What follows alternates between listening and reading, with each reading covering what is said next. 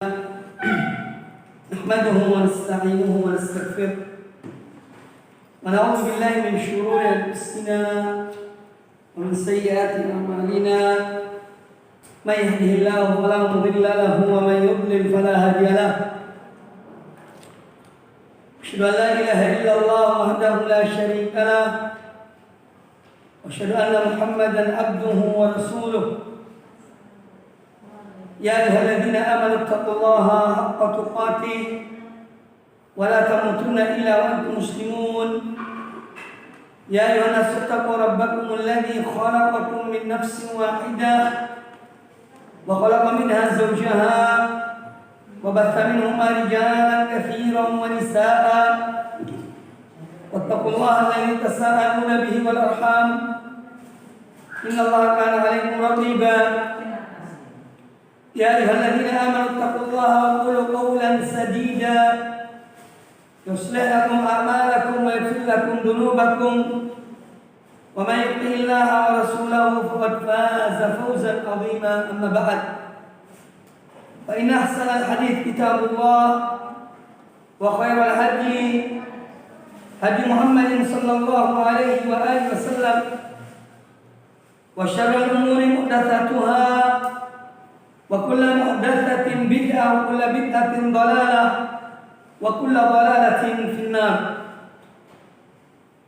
Kaum muslimin dan kaum muslimat, ikhwani dan akhwati fillah, rahimakumullah, semoga senantiasa dirahmati Allah Subhanahu wa taala. Alhamdulillah, pada kesempatan yang baik ini kita kembali dalam majelis yang mulia ini dalam kajian kitab tauhid yang merupakan pemurnian ibadah seorang hamba pada Allah Subhanahu wa taala dengan semurni-murninya, dengan seikhlas-ikhlasnya. Pembahasan kita insyaallah taala pada kesempatan yang baik ini memasuki bab yang ketiga. Kata al-muallif dalam bahasa Arabnya, babu man haqqaqa at-tauhid dakhala al-jannata bighairi hisab.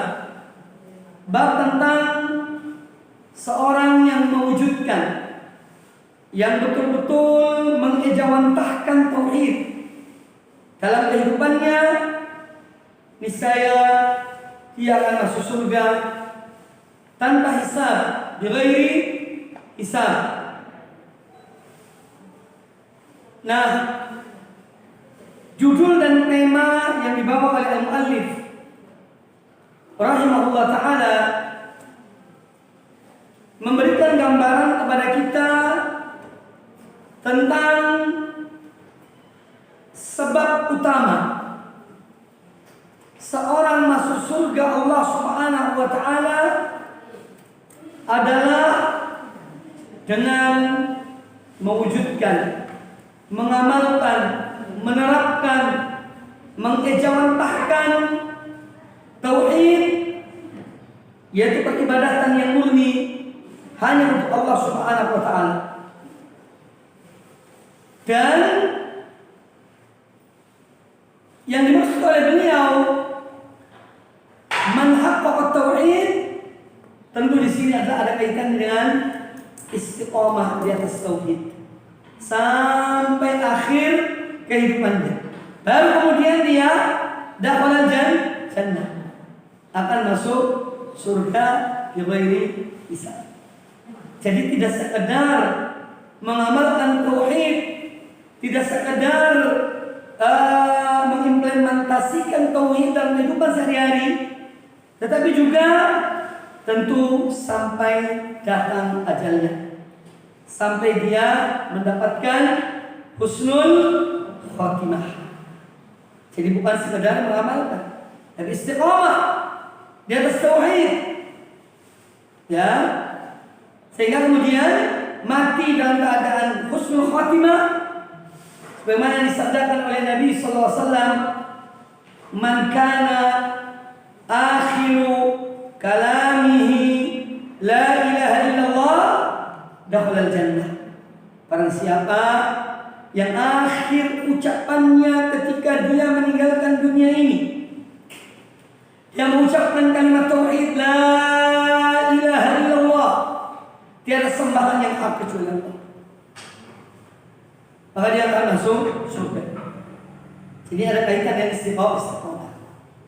Ya, ada istiqomah itu penting. Maka saya selalu mengingatkan ada 4 hal yang harus kita wujudkan dalam kehidupan kita. Pertama adalah iman, karena ini landasan bagi semua amalan-amalan yang kita kerjakan. Yang kedua adalah ilmu, agar senantiasa menuntut ilmu din, ilmu syara'. Kemudian yang ketiga adalah al-amal, mengerjakan, mengamalkan, mewujudkan ya ilmu yang kita pelajari, kita amalkan. Kemudian yang keempat adalah istiqomah. Iman, ilmu, amal, istiqomah. Iman sebagai landasan. Ilmu adalah untuk mengamalkan, karena amalan tanpa ilmu akan menyimpang dari jalan yang benar. Maka dari itu Imam Al-Bukhari rahimahullah ta'ala menulis bab tentang bab al-ilmi qabla al-qawli wal amal, bab tentang ilmu sebelum ucapan dan sebelum amalan. Makanya iman, ilmu, amal, kemudian istiqomah. Soal istiqomah sampai akhir hidupnya, insyaallah dia akan mendapatkan janji Allah Subhanahu wa taala. Bab man jaa man haqqaqa at-tauhid dakhala al-jannata bighairi hisab. Bab tentang orang yang mewujudkan tauhid, dia istiqamah sampai akhir hidupnya, maka dia akan masuk surga bighairi hisab, tanpa hisab. Tanpa hisab ini tentu orang-orang tertentu, hamba-hamba Allah yang beriman, yang menjadi pilihan-pilihan Allah Subhanahu wa taala. Karena para hamba Allah akan dihisab oleh Allah Azza wa Jalla. Nanti akan kita ketahui siapa saja orang-orang yang mereka itu akan masuk surga tanpa hisab. Dibawakan hadis oleh al-muallif rahimahullah ta'ala, oleh penulis buku ini rahimahullah dalam pembahasan ini. Adapun dalil yang dibawakan oleh beliau rahimahullah, pertama adalah firman Allah Subhanahu wa taala dalam surat An-Nahl, ya, ayat yang ke-120, yaitu tentang Nabi Ibrahim alaihissalam. Allah Azza wa Jalla berfirman, wa qaulullahi ta'ala, Allah Ta'ala berfirman, inna Ibrahima kana ummatan qanitan lillahi hanifan wa lam yakun minal musyrikin. Sesungguhnya Ibrahim, yaitu Nabi Ibrahim alaihissalam, bahwasanya Ibrahim adalah seorang imam yang menjadi teladan, ummatan qanitan, seorang imam yang menjadi teladan. Itu arti dari kata ummah. Ummah itu artinya imam yang menjadi teladan. Qanitan, beliau seorang yang ta'ian, senantiasa taat kepada Allah Subhanahu wa taala. Qanitan lillah. Qanata yang menutup. Qanit, orang ta'i, orang yang taat kepada Allah Subhanahu wa taala. Al-muti' lillah. Qanitan lillah. Hanifan, seorang yang senantiasa condong kepada tauhid dan meninggalkan kesyirikan. Itu arti hanif. Dia condong pada tauhid, meninggalkan kesyirikan. Condong kepada al-haq dan meninggalkan kebatilan. Ini makna dari hanif. Dari hanafa yahnifu, artinya mala yamilu. Ya, kalau pohon itu terdahan miring, namanya hanafa. Dia condong. Nah, Imam Nabi Ibrahim alaihissalam orang yang senantiasa hanifan, condong kepada tauhid dan meninggalkan kesyirikan, condong kepada al-haq dan meninggalkan kebatilan. Hanifan. Walam yakun minal musyrikin, Dan beliau Ibrahim alaihissalam bukanlah termasuk orang-orang yang musyrik. Makanya ketika beliau diutus oleh Allah Ta'ala pada suatu kaum musyrikin, bahkan ayahnya adalah seorang pembuat patung. Nabi Ibrahim telah mencermati sejak beliau masih muda, sebelum diangkat oleh Allah sebagai Rasul dan Rasul Allah. Belum lihat perbuatan dari kaumnya yang menyembah berhala. Ya, maka ini semua bertentangan dengan fitrah beliau. Ya, karena beliau cenderung pada tauhid. Ya, dan meninggalkan kesyirikan. Oleh karena itu beliau adalah orang yang bukan dari orang-orang musyrikin. Ya, walam yakum minal musyrikin. Nah, ayat ini menjelaskan kepada kita tentang Nabiullah Ibrahim alaihissalam yang beliau juga diangkat oleh Allah sebagai kekasih. Wattakhadallahu Ibrahim khalila. Allah mengangkat Ibrahim sebagai khalil, kekasih. Maka yang disebutkan kekasih Allah itu secara jelas ada dua. Yang pertama Nabi Ibrahim alaihissalam, kemudian yang kedua adalah Nabi kita Muhammad sallallahu alaihi wasallam.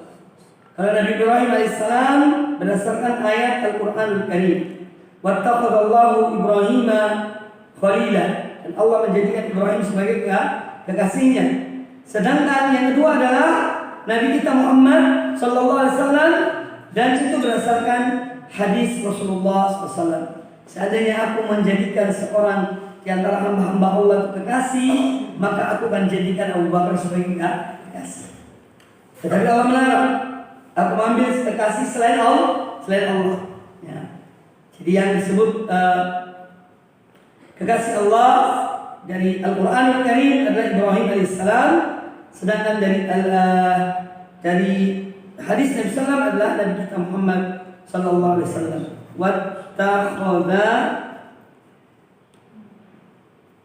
Wattakhadallahu Ibrahim khalila. Surat An-Nisa ayat yang ke-125. Surat An-Nisa ayat yang ke-125. Allah Azza wa Jalla memuji Ibrahim alaihissalam. Ya, beliau adalah hamba Allah, beliau adalah Rasul utusan Allah, beliau adalah kekasih Allah Subhanahu wa ta'ala. Jadi Nabi Ibrahim alaihissalam hamba Allah, Rasul Allah, dan kekasih Allah Subhanahu wa ta'ala. Beliau disebut dengan apa? Imamul Hunafa. Imamnya ahli tauhid. Al-Hunafa itu ahli tauhid. Imamul Hunafa. Allah Subhanahu wa ta'ala menjadi saksi.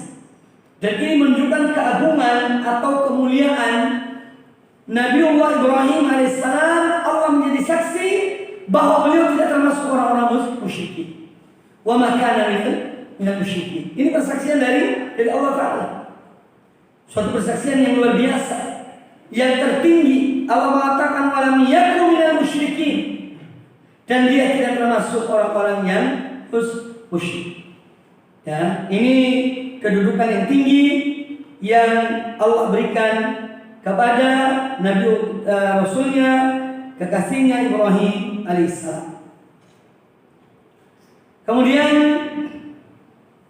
beliau juga dalam kisah perjuangan dakwah beliau, antum bisa lihat nanti yang kalau ulang dan sekarang dalam surat Maryam ayat 41 dan seterusnya, bagaimana Nabi Ibrahim berdakwah menyeru kepada ayahnya agar ayahnya itu memeluk Islam, yang beriman kepada Allah dan beriman kepada Ibrahim sebagai Rasulullah, dan meninggalkan menyembah berhala dengan kalimat-kalimat yang indah, kalimat yang sopan dan santun. Itu yang diucapkan oleh Ibrahim kepada ayahnya.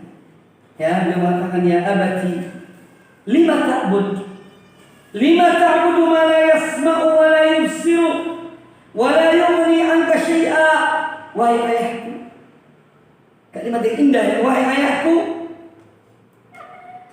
lima ta'budu, mengapa engkau menyembah, engkau beribadah kepada sesuatu ma la yasma'u wa la yubsiru, sesuatu yang tidak mendengar dan tidak pula melihat, wa la yughni anka syai'an, dan tidak bisa memberikan sesuatu kepada engkau, tidak bisa memberikan manfaat kepada engkau, dan seterusnya. Nanti bisa dilihat dalam surat Ibrahim, surat Maryam.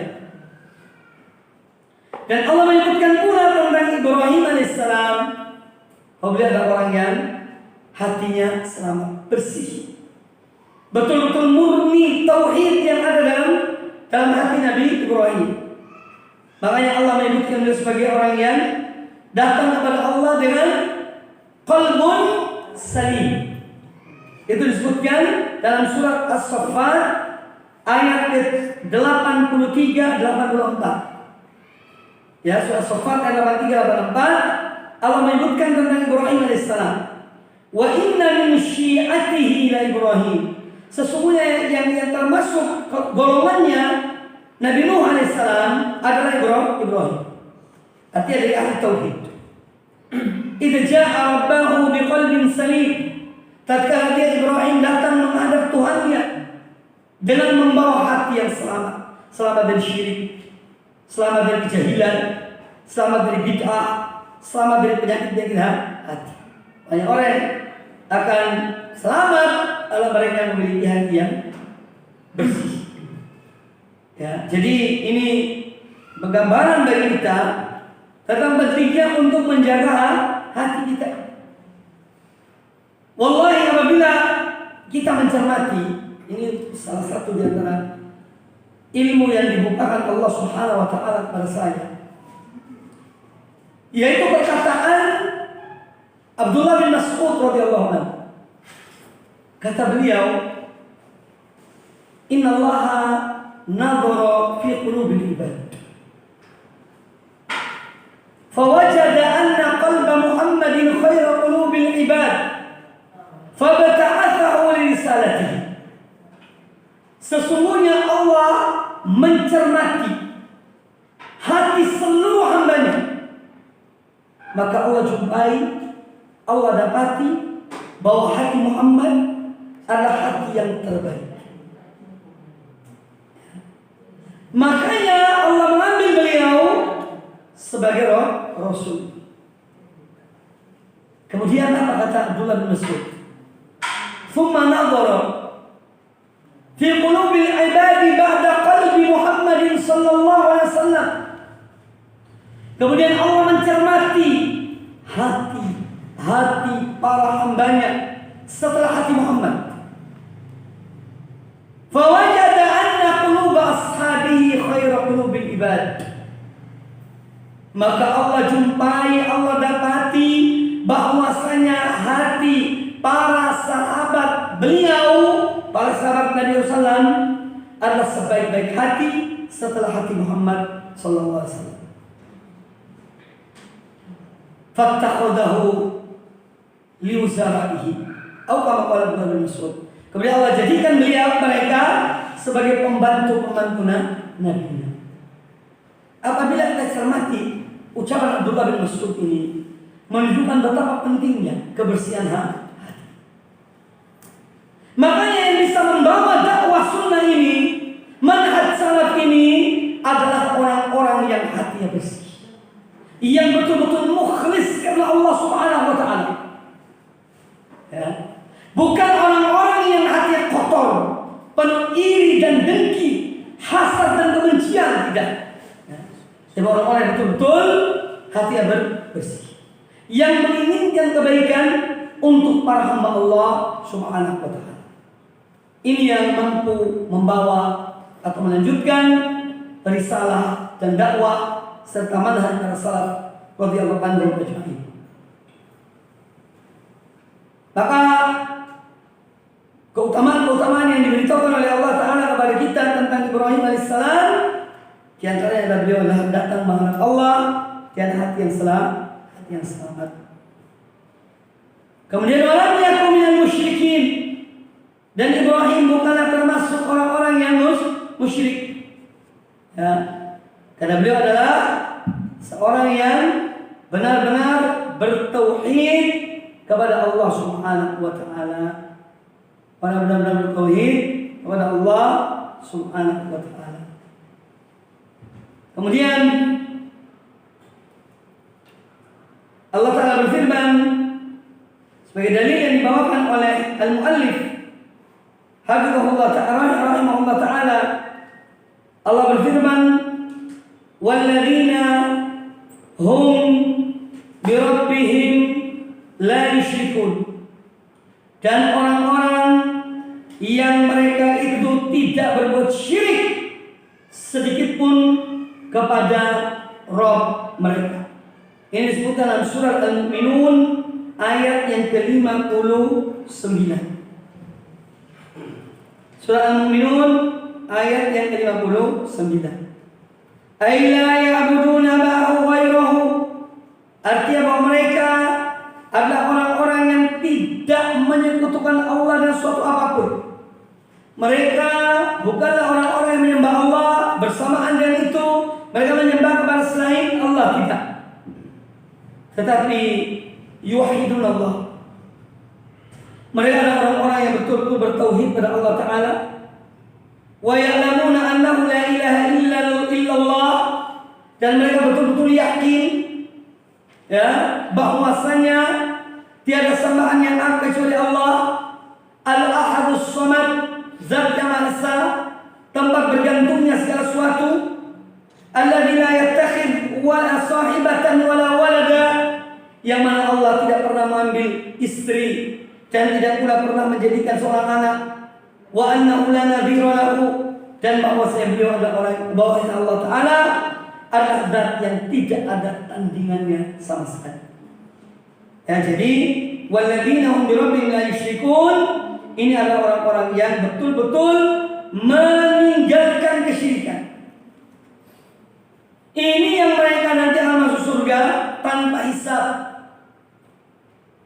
Ya, tanpa hisab. Orang-orang yang betul-betul meyakini tentang misalnya surah Qul huwallahu ahad, Allahu samad, lam yalid wa lam yulad wa lam yakul lahu kufuwan ahad, dan ayat-ayat yang lainnya dari firman Allah Subhanahu wa taala tentang keesaan Allah Subhanahu wa taala. Ciri-ciri orang-orang yang akan masuk surga ya dengan tauhid mereka itu betul-betul orang-orang yang murni tauhidnya, ibadahnya hanya untuk Allah Subhanahu wa taala. Kemudian al-muallif rahimahullah membawakan hadis Husain bin Abdurrahman. An Husain bin Abdurrahman qala kuntu 'inda Sa'id bin Jubair.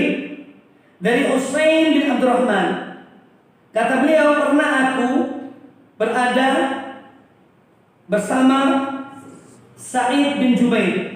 Sa'id bin Jubair ini adalah murid Abdullah bin Abbas. Ya, salah seorang murid Abdullah bin Abbas radhiyallahu anhuma. Beliau adalah ahli tafsir. Beliau dibunuh oleh Al-Hajjaj bin Yusuf. Dan Sa'id bin Jubair orang terakhir, ulama terakhir yang dibunuh oleh Al-Hajjaj bin Yusuf.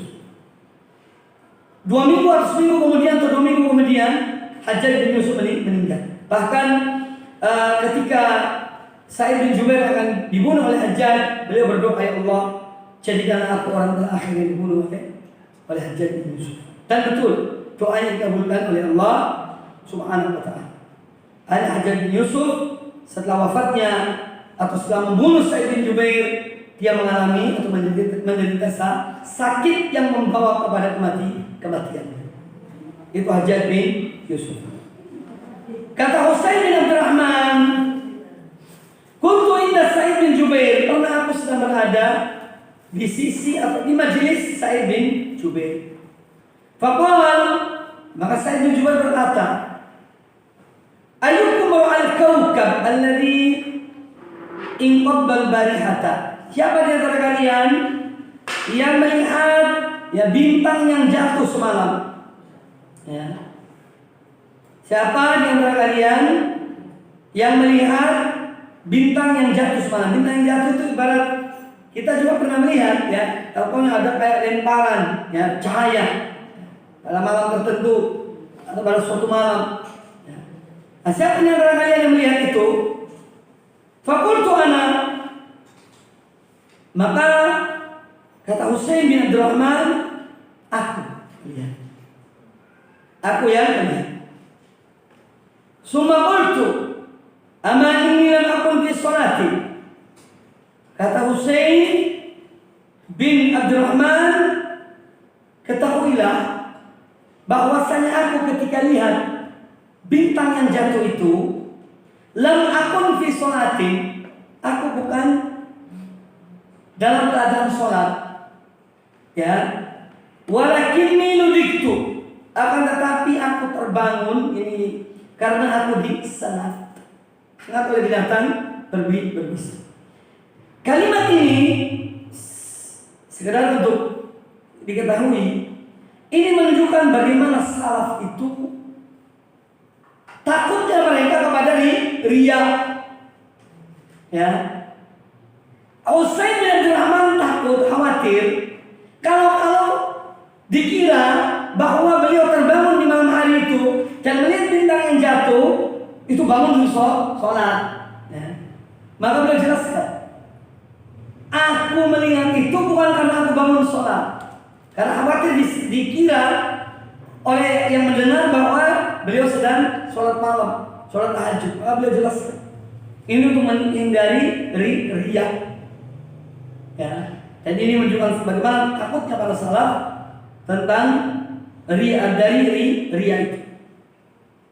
Lalu kata beliau, aku bangun malam itu, yang aku melihat bintang yang jatuh itu karena aku disengat, ludiktu, aku disengat. Qala fama sholata. Ya. Kata Sa'id bin Jubair, ya, apa yang kamu berbuat? Apa yang kamu berbuat? Qultu, kata Husain bin Abdurrahman, irtaqaitu. Jadi aku minta supaya diruqyah. Qal fama hamalaka ala dzalik? Kata Sa'id bin Jubair, apa yang mendorong kamu melakukan hal tersebut? Jadi ketika melihat hal itu, kemudian kamu meminta untuk diruqyah. Qultu hadits haddatsana Sya'bi. Kata beliau, karena satu hadis yang mana Sya'bi menyampaikan kepada kami, qala ma haddatsakum, apa yang dibicarakan pada kalian? Apa yang dibicarakan pada kalian? Jadi oleh Sya'bi. Qultu haddatsana an Buraidah, dia menyampaikan kepada kami dari Buraidah ibnu al-Husayb. Ya. Jadi Buraidah ibnu al-Husayb qal la ruqyata illa min ainin aw humatin. Dia mengatakan la ruqyata, tidak ada ruqyah. Ya. Jadi ini maksudnya bukan karena lihat bukan karena lihat itu, tapi ruqyah karena disengat. Ya. La ruqyata illa min ainin aw humatin. Kata dia bahwa tidak ada ruqyah kecuali lantaran ain. Ain itu karena kena mata yang panas, ya, bisa menjadikan seorang sakit. Ya, memang ada ain itu ada. Al-ainu haqqun, kata Nabi sallallahu alaihi wasallam. Ain itu ada. Tapi semua itu tidak lepas dari takdir Allah Subhanahu wa taala. Au huma, atau karena huma, atau karena huma.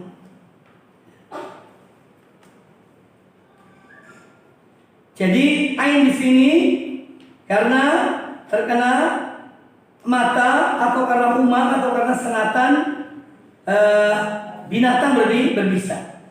Qal ahsana man intaha ila ma sami'a. Kata Sa'id bin Jubair, qad ahsana man intaha ila ma sami'a. Sungguh telah berbuat baik orang yang dia itu berhenti pada apa yang dia dengar. Artinya, kalau datang dari kepadanya dia kerjakan dalil itu. Ya, tidak lebih dari dalil yang sampai kepadanya. Makanya dipuji oleh Sa'id bin Jubair bahwa qad ahsana man intaha ila masamil. Jadi alangkah baiknya seorang yang dia itu yang berhenti pada dalil yang sampai kepadanya. Walakin lalu kata Abdullah Sa'id bin Jubair mengatakan, walakin haddatsana Ibnu Abbas an Nabi sallallahu alaihi wasallam. Namun kata beliau, kata man? Sa'id bin Jubair, bahwa Abdullah bin Abbas, gurunya, Abdullah bin Abbas menyampaikan kepada kami dari Nabi sallallahu alaihi wasallam, annahu qol, bahwasanya beliau Nabi sallallahu alaihi wasallam bersabda, uridat alayya al-umam, pernah ditunjukkan kepada aku para umat-umat terdahulu. Jadi ditunjukkan kepada Nabi sallallahu umat-umat terdahulu. Faraitu nabiyya wa ma'ahu rahtu.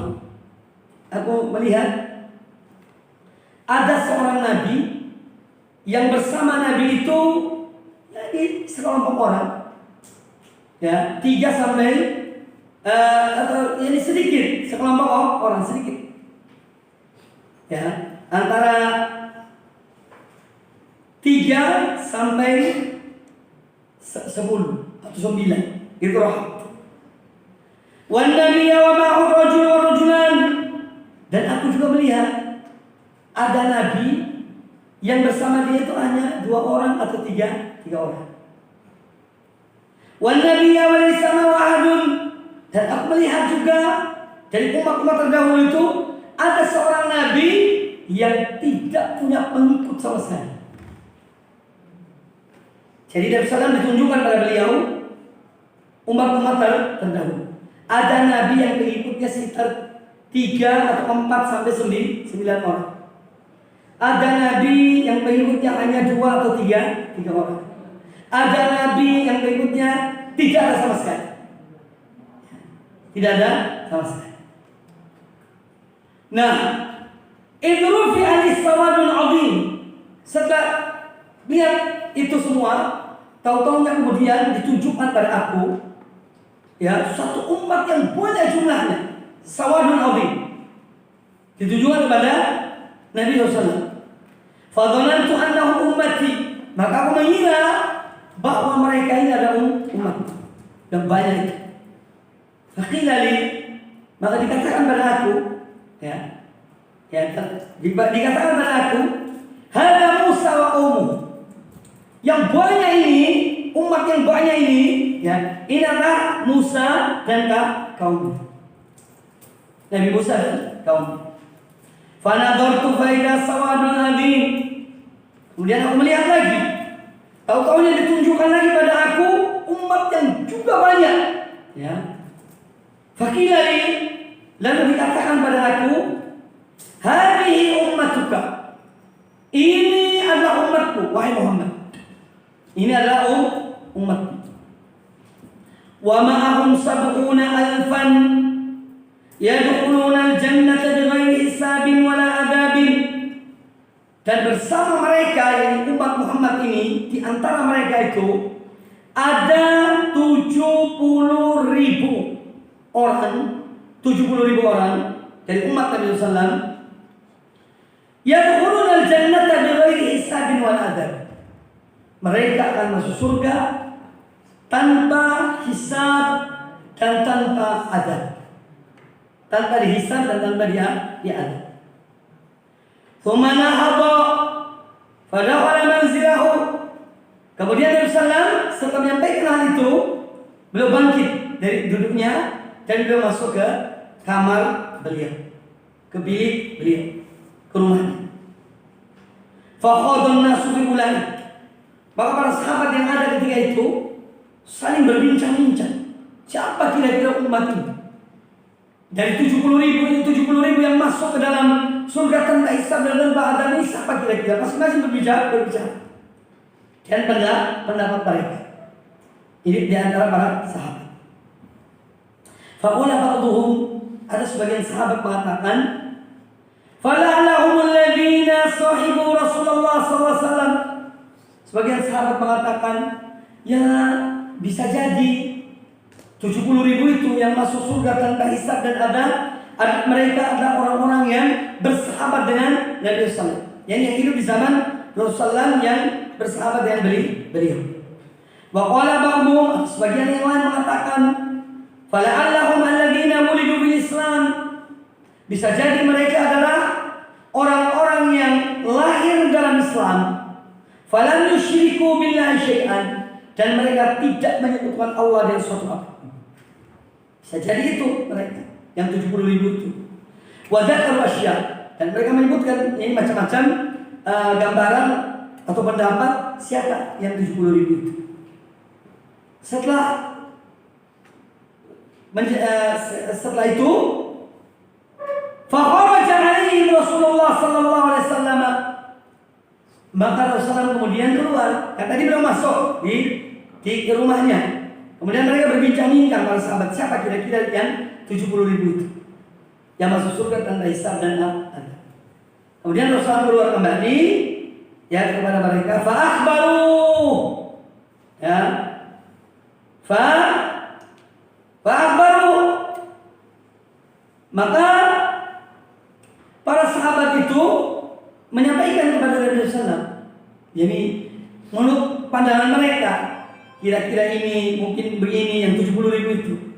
Faqal, maka kemudian ya Nabi SAW bersabda, memberitahukan, ya, siapa 70.000 itu yang akan masuk surga dari umat beliau tanpa hisab dan tanpa adab?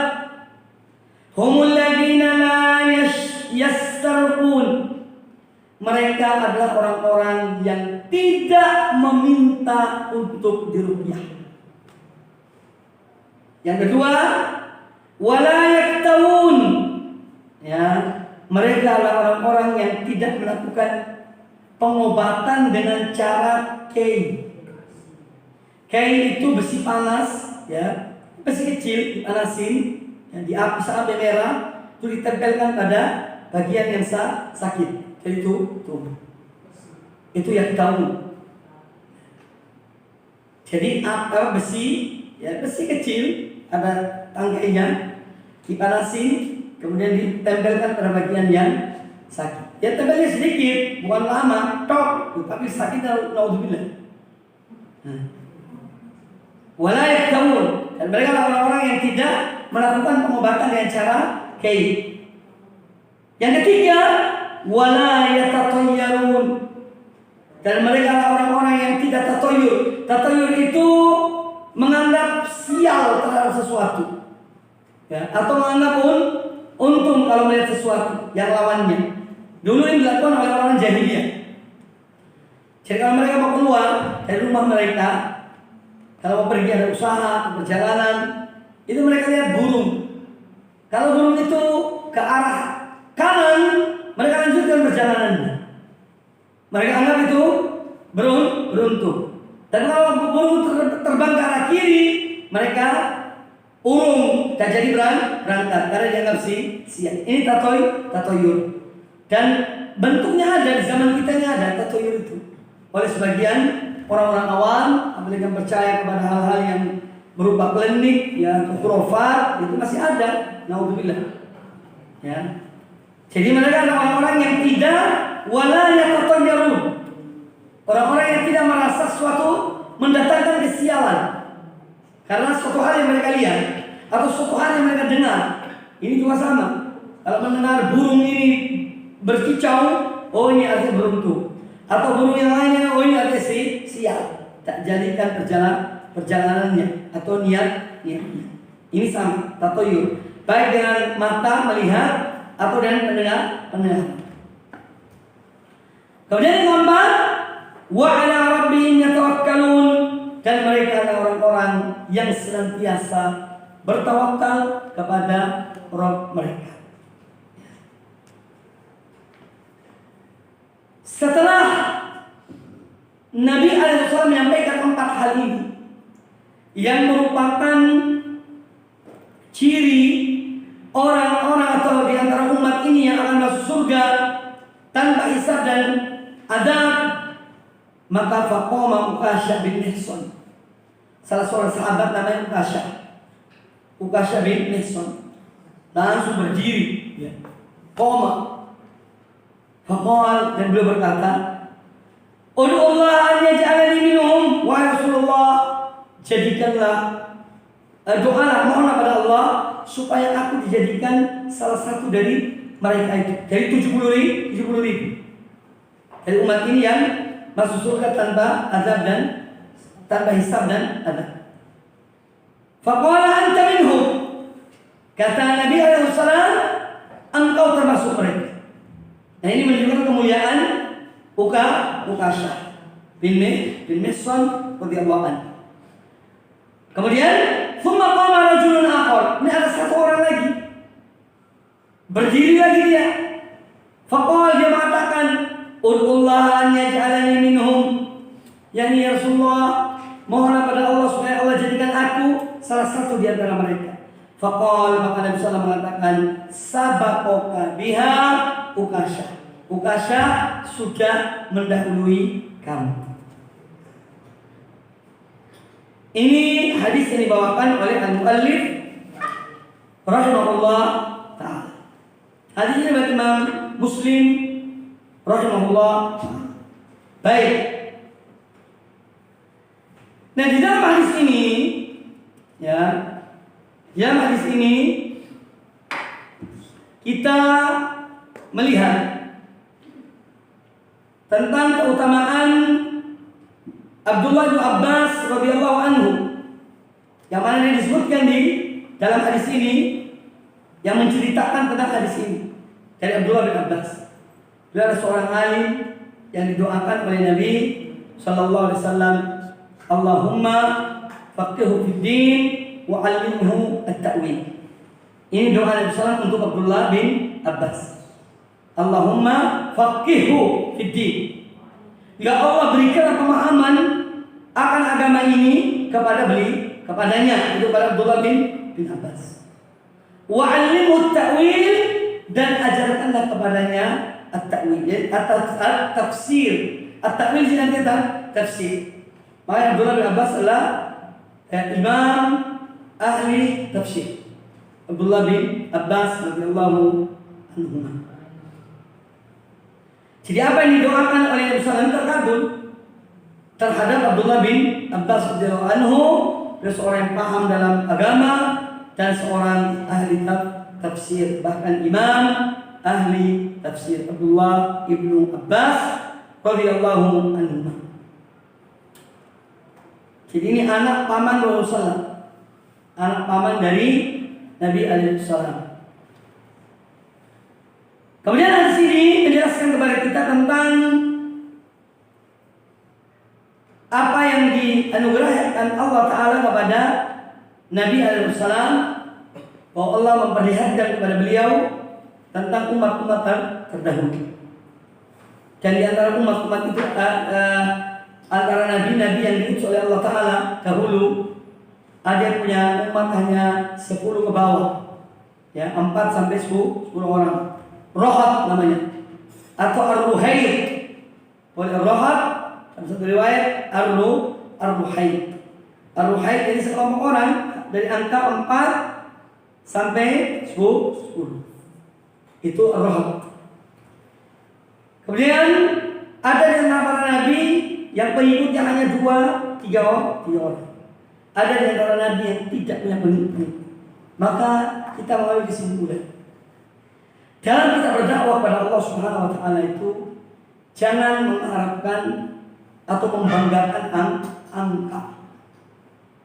Sebab kadang-kadang begitu sudut pandang seorang itu, kalau seorang ustaz, seorang dai pengikutnya banyak, itu menunjukkan keberhasilannya dalam berdakwah.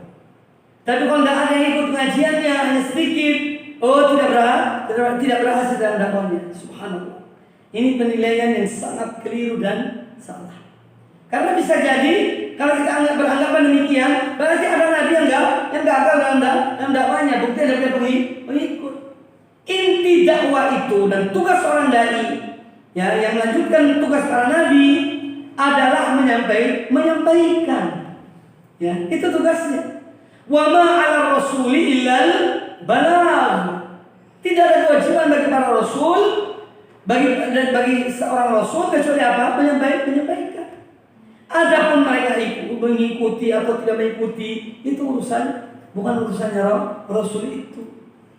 Maka jangan kita ini terperdaya, tertipu dengan angka. Dari 1 juta umat, juga umat apanya? Ya.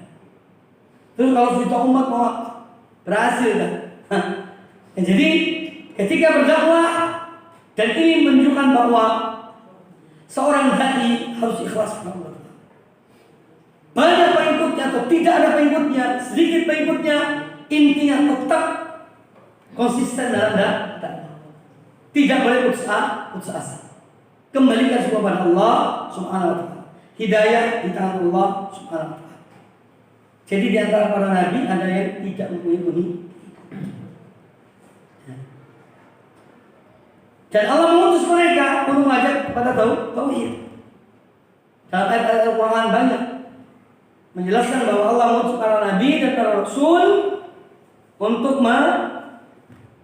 berdakwah kepada umat mereka agar menyembah Allah Subhanahu wa taala. Maka dari sini kita melihat bahwa angka itu bukan hal yang atau kuantitas, bukan ukuran, ya. Bukan ukuran keberhasilan, bukan ukuran kebenaran. Angka yang banyak. Bisa jadi seorang hanya satu orang di satu negeri, tapi dia mengikuti kebenaran, maka dia orang yang banyak. Dia bersama jamaah kaum muslimin yang pertama, para sahabat. Meskipun kebanyakan orang tidak bersama. Makanya di dalam surat Al-An'am ayat yang ke-116 Allah Azza wa Jalla berfirman, "Wa in tuti' aktsara man fil ardi yudilluka."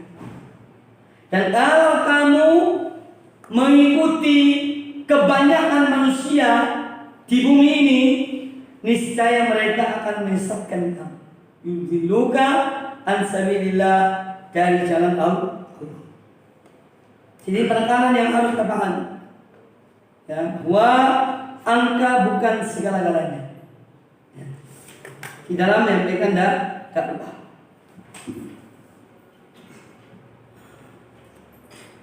Kemudian juga hal lain yang diambil dari hadis ini, ya, bahwa hadis ini menjelaskan dari kita tentang keutamaan Nabi Musa alaihissalam.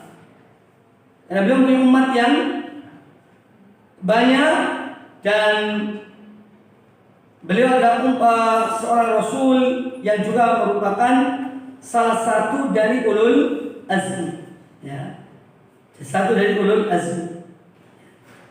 Makanya kalau antum punya kitab, ya, yang bawa kitab, coba lihat kandungan dari bab ini, ya, kandungan bab ini. Yang pertama, mengetahui adanya tingkatan-tingkatan manusia dalam tauhid. Jadi ketika Nabi SAW mengatakan ada 70.000 di antara umat beliau yang akan masuk surga tanpa hisab dan azab, ini menunjukkan tingkatan dalam tauhid. Ya. Bahwa yang lainnya pun insya Allah dimasuk surga, umat Rasulullah. Tapi masih ada yang diazab, mungkin dihisab karena dosanya. Ya, alhamdulillah dari. Ya, jadi hadis ini atau pembahasan ini menjelaskan kepada kita tentang tingkatan-tingkatan manusia di dalam mentauhidkan Allah Subhanahu wa taala. Yang disebutkan 4 hal itu tadi, ini secara spesifik, spesial untuk mereka. Orang-orang yang tidak meminta diruqyah, orang-orang yang tidak mau di-kei, ya, pengobatan dengan cara kei, orang-orang yang selalu bertawakal pada Allah Ta'ala, dan orang-orang yang keempat adalah yang mereka bertawakal pada Allah Subhanahu wa taala. Kemudian yang kedua, pengertian mengenai mengamalkan tauhid dengan semurni-murninya. Tahqiq tauhid. Orang-orang betul-betul mengamalkan tauhid, ya, ini yang betul-betul akan mereka diberikan fadilah ini. Fadilah dari yang masuk surga tanpa hisab dan adab. Ini keutamaan yang Allah berikan pada mereka, orang-orang yang betul-betul mewujudkan tauhid secara murni. Kemudian yang ketiga, Allah memuji Nabi Ibrahim alaihissalam karena beliau tidak termasuk orang-orang musyrikin. Yang kemudian keempat, ya, bahwa tidak meminta ruqyah, ya, qaulu tarkir ruqyah wal kay min tahqiq tauhid, bahwa meninggalkan ruqyah dalam arti tidak meminta untuk diruqyah, ya, dan tidak mau melakukan pengobatan dengan cara kiai, ini bagian dari tauhid, ya, bagian dari mewujudkan tauhid yang murni. Kemudian tentang keutamaan tawakal, bahwa tawakal itu karena mereka betul-betul bergantung pada Allah Ta'ala, maka mereka tidak mau diruqyah, tidak mau meminta diruqyah, karena tawakalnya mereka, kebergantungan mereka betul-betul murni hanya pada Allah Subhanahu wa taala. Padahal yang pengobatan itu tidak dilarang. Kita tidak dilarang berobat kalau sakit. Ya, tidak dilarang. Boleh seorang berobat itu. Ya. Tapi ketika mereka betul-betul menggantungkan harapan mereka hanya kepada Allah Ta'ala, ya, dan mereka tidak mau diruqyah atau tidak meminta diruqyah, ini menunjukkan, ya, tawakal mereka yang betul-betul murni kepada Allah Subhanahu wa taala. Makanya mereka mendapatkan fadilah ini. Maka dari itu di sini ada satu hal penting, ya. Karena yang makruh itu apa? Yang makruh, bukan haram. Yang makruh itu apa? Minta diruqyah, itu makruh. Nah, bagaimana supaya orang itu tidak meminta diruqyah? Di sini para ulama menyebutkan, kalau seorang dia melihat ada orang sakit, orang ini perlu diruqyah, maka hendaknya dia yang mempunyai inisiatif. Jangan menunggu orang sakit itu yang minta diruqyah. Paham ya? Karena meruqyah itu amal baik. Meruqyah orang yang sakit itu amal kebaikan. Ya. Itu amal baik. Meruqyah itu. Maka hendaknya kita itu yang punya inisiatif. Oh, alangkah baiknya atau sebaiknya orang ini diruqyah. Jadi jangan menunggu dia yang meminta diruqyah. Tapi hendaknya kita yang mempunyai inisiatif supaya dia diruqyah. Kalau kita bisa meruqyah, langsung kita ruqyah. Ya, karena ruqyah itu bukan hal yang dilarang, ruqyah itu. Itu satu amal yang baik. Ya, satu kebaikan. Kemudian juga di dalam bab ini, ya, keutamaan, ya, keutamaan yang diberikan oleh Allah kepada umat Nabi Musa alaihissalam, ya, fadilah Nabi Musa, poin ke-10 itu, keutamaan yang diberikan Allah kepada pengikut Nabi Musa. Demikian pula pada nomor ke-9 tadi lompat, fadilah ahli ummah bil kamiyah wal kaifiyah, tentang keistimewaan umat ini, yang mana umat ini memiliki dua keistimewaan, baik itu kamiyah maupun kaifiyah. Keutamaan umat Rasulullah sallallahu alaihi wasallam. Ya, kemudian di dalam hadis yang kita dengar tadi itu, salah satu metode dalam mengajar ini sudah dilakukan oleh Nabi SAW. Apa metode itu? memberikan masalah kepada murid. Kemudian membiarkan mereka berbincang, berdiskusi tentang masalah itu. Yang terakhir, guru atau dosen yang memberikan kesimpulan. Ini jadi metode mengajar yang sudah diajarkan oleh Rasulullah dan ada di saat kita sekarang ini. Metode memberikan bahan kepada mahasiswa, kepada murid untuk mereka diskusikan hasilnya apa, nanti guru yang menyimpulkan. Ini diajarkan oleh Nabi SAW. Beliau menyebutkan tentang 70.000 dari umat beliau yang akan masuk surga tanpa diadab dan tanpa dihisab. Kemudian beliau tinggalkan mereka. Lalu mereka berbincang-bincang siapa dia. Kemudian beliau keluar dan kemudian beliau yang menyimpulkan. Jadi metode ini sudah ada di zaman Nabi Shallallahu Alaihi Wasallam. Kemudian berikutnya bahwa dalam bab ini juga memberikan pelajaran kepada kita tentang anna kulla ummatin tuhsyaru wahdaha ma'a nabiyha. Pada poin ke-12, setiap umat itu dikumpulkan bersama nabi mereka. Ya. Maka kita selalu berdoa semoga Allah mengumpulkan kita bersama Rasulullah sallallahu alaihi wasallam. Artinya semoga kita sampai akhir hidup kita tetap beriman kepada Nabi alaihi wasallam, mati dalam iman dan Islam, dan tetap menjadi pengikut Rasulullah SAW hidup dan mati. Ya. Amin ya rabbal alamin. Kemudian juga hadis ini menjelaskan kepada kita tentang sedikitnya orang yang menjawab panggilan para atau dakwah para rasul. Tidak ada sebagian nabi-nabi yang tidak ada umatnya. Ada hanya 2 orang, 3 orang, ada hanya angka antara di bawah 10 orang. Jadi dakwah itu memang tidak mudah. Ya.